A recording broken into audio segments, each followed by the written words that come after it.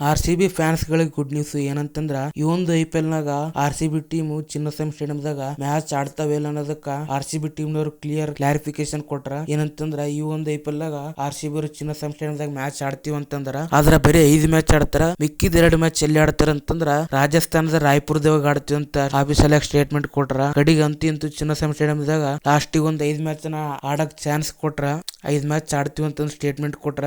RCB fans ಗಳು full ಖುಷಿ ಆಗಿರ್ತಾರ ಈ ಒಂದು ಸ್ಟೇಟ್ಮೆಂಟ್ ನೋಡಿ. ಚಿನ್ನಸ್ವಾಮಿ ಸ್ಟೇಡಿಯಂದಾಗ ಮ್ಯಾಚ್ ನಡೆಯೋದು ನೋಡಿ. ಆದ್ರೆ ಮ್ಯಾಚ್ ಚಿನ್ನಸ್ವಾಮಿ ಸ್ಟೇಡಿಯಂದಾಗ ಮ್ಯಾಚ್ ನಡೆಯೋದ ಬರ್ರಿ. ಎರಡನೇ ಅಪ್ಡೇಟ್ ಏನಂತಂದ್ರ ನಿನ್ನೆ PCB ಬೋರ್ಡ್ ನವರು, ಪಾಕಿಸ್ತಾನ ಕ್ರಿಕೆಟ್ ಬೋರ್ಡ್ ನವರು ಪಾಕಿಸ್ತಾನ ಪ್ಲೇಯರ್ಸ್ ಮ್ಯಾಗ 16 ಲಕ್ಷ ದಂಡ ಹಾಕಿದ್ರಲ್ಲ, ಆ ಒಂದು ಇನ್ಸಿಡೆಂಟ್ ಆದ್ಮ್ಯಾಗ ಪಾಕಿಸ್ತಾನದ ಮಾಜಿ ಆಟಗಾರ ಶಾಹಿನ್ ಆಫ್ರಿದಿ ಒಂದು ಸ್ಟೇಟ್ಮೆಂಟ್ ಕೊಟ್ರ. ಇವ್ರಿಗೆ 16 ಲಕ್ಷ ದಂಡ ಕಮ್ಮಿ ಆಯ್ತು, ಇನ್ನು ಹೆಚ್ಚಿಗೆ ಹಾಕ್ಬೇಕು, ಹೆಚ್ಚಿಗೆ ದಂಡ ಹಾಕೋದಲ್ಲ 2 ವರ್ಷ ಬ್ಯಾನ್ ಮಾಡ್ಬೇಕಂತ ಸ್ಟೇಟ್ಮೆಂಟ್ ಕೊಟ್ರ.